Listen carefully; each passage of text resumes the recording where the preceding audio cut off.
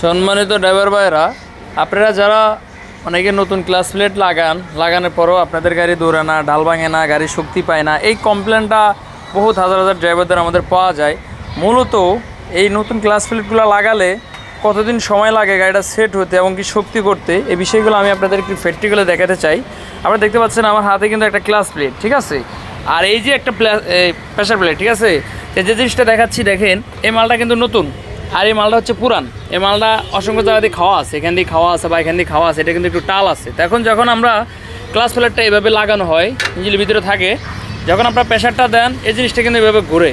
তা আপনারা দেখেন এটা ঘুরলে কি অ্যাকুরেটভাবে হইতেছে, এটার সাথে এটা কি মিসিং হইতেছে, এটা কিন্তু এখন কিন্তু এটা কিন্তু একটার সাথে একটা কিন্তু ম্যাচিং হচ্ছে না। যখন আপনারা কয়েকটা টিপ চালাবেন, কিছুদিন সময় যাবে, এই মালটা এই সাইডটা খাইতে খাইতে আস্তে আস্তে এটার সাথে অ্যাকুরেট লেগে যাবে, তারপরেই হচ্ছে তো আপনার গাড়িটা পুনরায় শক্তি পাবে।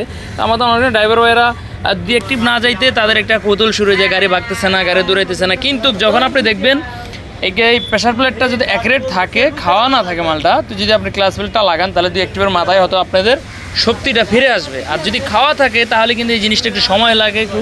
আর এটা জানেনই তো, এটা মনে করেন যে দুটো জিনিস ম্যাচিং না হলে, তো আশা করি সবাই বুঝতে পারছেন। একটা জিনিস আমি আপনাদেরকে দেখাই দিলাম।